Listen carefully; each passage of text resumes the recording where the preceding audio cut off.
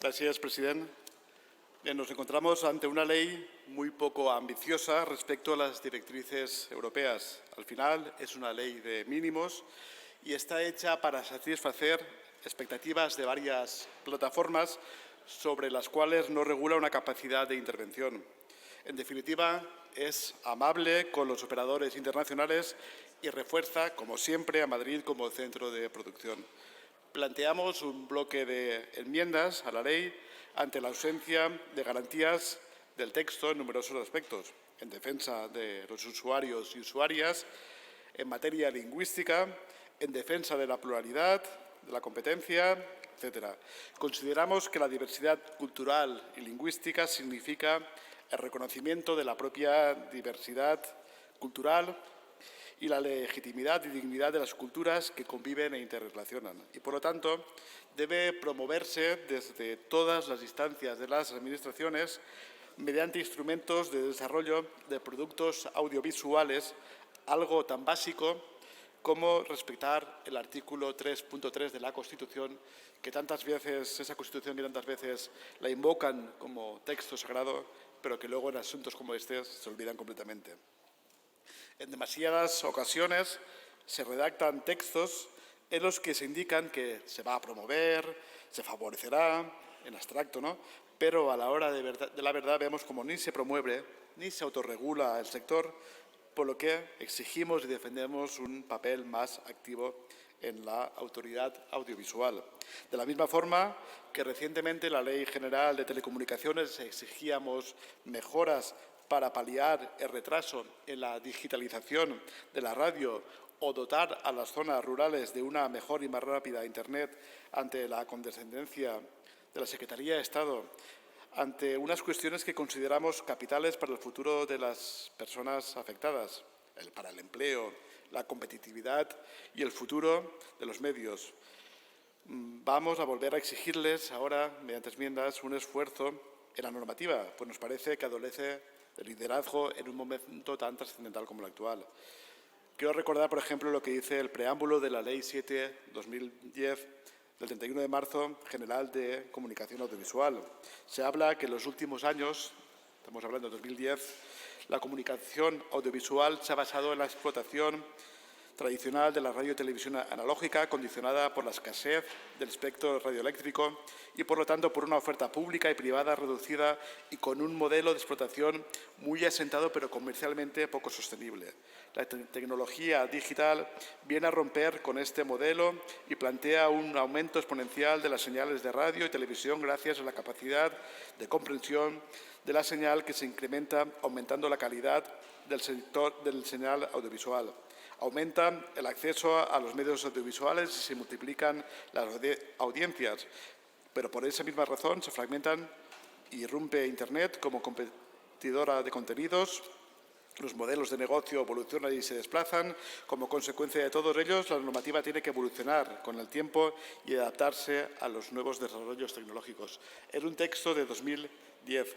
Habla de digitalización, comprensión de la señal, multiplicar contenidos, modelos de negocio, términos seguramente que era muy sugerente en 2010, pero que se encuentran 12 años después completamente verdes. Tenemos una FM plagada de emisoras ilegales, desordenada, donde el papel de la Administración brilla por su ausencia, donde no se garantiza el pluralismo ni la defensa de los usuarios. A todo ello sería interesante abordar hechos como el que publicaba este fin de semana El País, en el que se sumergía en el escaso interés de los y las jóvenes por los medios, que ni leen prensa ni escuchan radio y se informan básicamente por las redes sociales, que son un auténtico caladero de fake news, donde quedan desamparados y completamente vulnerables. Hay que ser más contundentes y no dejarlo todo a la autorregulación. Apostar por competencias mediáticas y por una supervisión efectiva y contundente.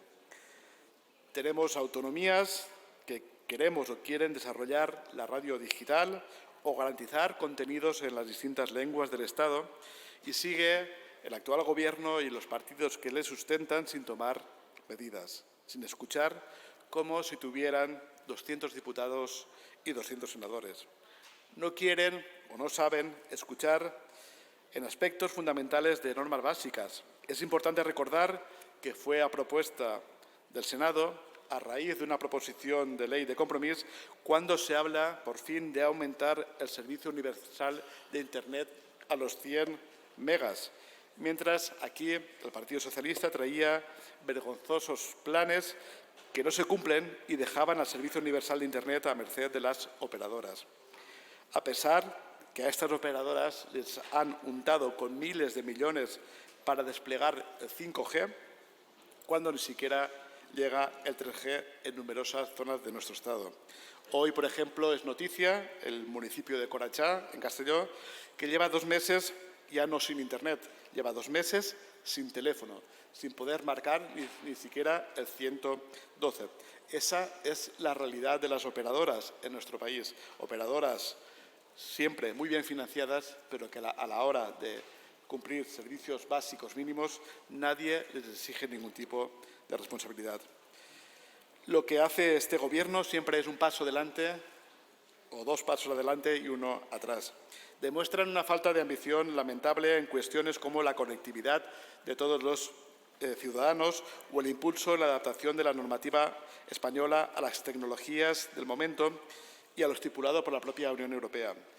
Al Gobierno y a los máximos responsables del Ministerio les debería caer la cara de vergüenza por la escasa ambición a legislar y a cumplir con las propias directivas europeas. También consideramos que la adopción de códigos de conducta en materia de pluralismo interno de los presentadores del servicio de comunicación audiovisual es demasiado importante para dejarlo en manos de la autorregulación de los prestadores o de las personas que puedan llegar a concentrar porcentajes de hasta el 27% del mercado. Este no es nuestro modelo, el que presentan aquí. Queremos más pluralidad y más derechos. Por tanto, es necesario limitar estas concentraciones, imponer la obligación de adaptarlos y la autoridad audiovisual competente a que vigile su aplicación. En otras de las enmiendas recordamos las recomendaciones del Consejo Económico y Social en lo referente a la igualdad efectiva entre mujeres y hombres sin brechas de género, impulsando su presencia y participación. Reiteramos que hemos de cumplir en todas las leyes, también en esta, el artículo 3.3 de la Constitución española. Protección y promoción de todas las lenguas de nuestro Estado. Por eso hay que recordarle constantemente, porque se olvidan, que el Estado español ha firmado la Carta Europea de las Lenguas Regionales o Minoritarias. La Carta está diseñada, por un lado, para proteger y fomentar las lenguas regionales y minoritarias como un aspecto amenazado del patrimonio cultural europeo y, por otro, para permitir que los hablantes de una lengua regional o minoritaria puedan utilizarlo en la vida pública y en la vida privada. Abarcan las lenguas regionales y minoritarias, no territoriales y las lenguas menos difundidas. Entre los principios de esta Carta figuran esta filosofía, la de promocionar este tipo de lenguas, evitar su exclusión y promover su uso en la vida pública y medios de comunicación, por lo que el estatus de estas lenguas reconocidas oficialmente, pero que todavía no son cooficiales, deberían incluirse en esta ley. Es una ley que se comporta con el mismo desprecio a la diversidad lingüística del Estado español como el PERTE de las lenguas. 1.100 millones de euros para el castellano y 30 millones para el resto de lenguas españolas que no son el castellano. La regulación estatal tiene que promover los derechos de todas las lenguas que conviven en el Estado y, por lo tanto, se tiene que romper el techo de cristal que genera el sistema de derechos lingüísticos basados en la jerarquización de lenguas, en que el castellano siempre ha de quedar por encima. La discriminación por razón de lengua tiene la misma categoría que la discriminación por razón de sexo, por razón de raza o por razón de religión. También incorporamos cuestiones referidas a la conciliación de la vida familiar y personal, los horarios de los contenidos del público joven en horario de adultos, que impide que descansen, como denuncian pediatras y el colectivo implicados como la AUCE, o la presencia de programas en los que se da muerte a animales, como es el caso inaceptable de la tauromaquia en los medios de comunicación. Contenidos perjudiciales e inasumible a esta altura de la historia. Asimismo, también planteamos acabar con los patrocinios en programas dirigidos a un segmento de la población infantil y medidas de calificación por edades con advertencias por el tipo de contenidos o de características como la de especialmente recomendables para la infancia.